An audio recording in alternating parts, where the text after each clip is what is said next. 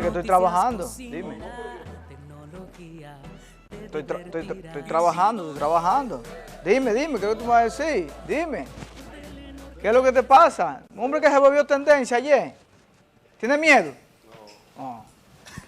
Señores, nosotros seguimos aquí a través de Telenor, Canal 10, Canal 310, nuestra gente en Estados Unidos. Vamos a poner el teléfono, vamos a activar hoy jueves, Día de la Mercedes, que aparte de ser jueves, Día de la Mercedes, hoy es una fecha histórica también. Ya hace 50 años del vil asesinato de Amin Abel Hasbún. Recordemos que todavía, 50 años después de su muerte, no se sabe quién participó de manera activa en este asesinato. Pero ¿quién fue Amin Abel Hasbún? Participó de manera activa en las luchas a favor de la autonomía de lo que hoy conocemos como la UAS, la Universidad Autónoma de Santo Domingo, y el fuero universitario para que la misma fuese abierta, democrática y popular. Pero ¿quién fue Amin Abel Hasbún?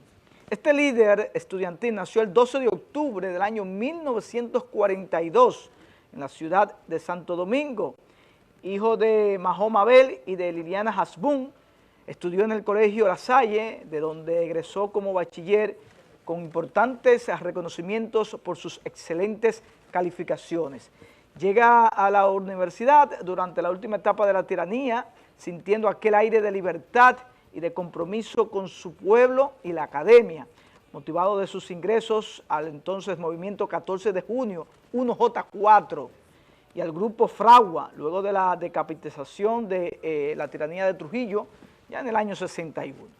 Amin Abel, como presidente de la Federación de Estudiantes Dominicanos, la FE, que actualmente existe, organizó las grandes movilizaciones estudiantiles que enfrentaron la barbarie golpista en contra del gobierno constitucional del profesor Juan Bosch, eso alrededor del 25 de septiembre del año 1963, en donde el nuevo orden político se adueñaba de la academia y los estudiantes fueron perseguidos y apresados. Al producirse el levantamiento del 24 de abril de 65 y posterior intervención militar extranjera, Amin se integró activamente a la lucha de los comandos del 1J4 o 14 de junio y permaneció hasta el final en los frentes de batalla, enarbolando simultáneamente armas y principios democráticos. Amin continuó sus luchas en defensa del pueblo dominicano y en contra de la dictadura balaguerista, reinstalada en el 66 con el apoyo de Mirna Santos, quien fuera su esposa y madre de sus hijos, y quien respaldó hasta el último momento de su vida todas sus iniciativas. Pero las fuerzas más reciclantes del gobierno de entonces, Joaquín Balaguer, no podían resistir la lucha de Amin, y no solo en la UAS, sino en el seno de la población. Así que tramaron su asesinato, que fue consumado aquel 24 de septiembre del año 1970. Esas son de las cosas que todavía quedan sin resolver y que hay que esperar. Ojalá que suceda como en México y Estados Unidos. Estuve viendo un documental, el primer y único documental de Amazon Prime, que hizo la producción, del asesinato de Nicky Camarena. ¿Quién era Nicky Camarena? Y guardando la distancia. Nicky Camarena fue de los primeros agentes de la DEA latino, o sea, de descendencia México-norteamericana, que se camufló, ¿cómo se dice? Se infiltró en el seno del narcotráfico de la época, cuando comenzaba el boom del narcotráfico en México. Entonces, Nicky Camarena fue asesinado, pero ahí hay teorías que se presentaron en un documental de los agentes que participaron en la investigación y de los protagonistas y el juicio que se llevó a cabo hasta casi sus últimas consecuencias, donde se determinó que Nicky Camarena fue asesinado por un agente de la CIA, por un agente de la CIA de los Estados Unidos. En esos años, el narcotráfico, le estoy hablando cuando Ronald Reagan era presidente de los Estados Unidos, no estaba contemplado como prioridad de los Estados Unidos la lucha contra el narcotráfico. Por eso el narcotráfico en México y Colombia coge tanto auge. ¿Por qué? Porque al Estados Unidos ser el mayor mercado consumidor y comprador y demandante de la droga y no haber ningún tipo prácticamente de leyes, incluso apenas la DEA estaba naciendo, que nació del FBI, algo totalmente independiente. ¿Qué pasa?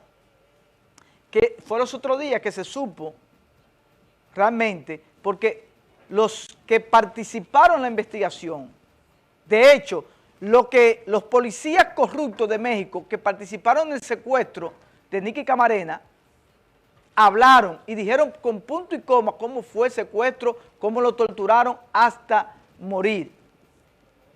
Y había un cubano, pero era un cubano norteamericano, que era el James Bond de la época de la CIA, que fue quien orquestó, planificó, interrogó y asesinó a Nicky Camarena.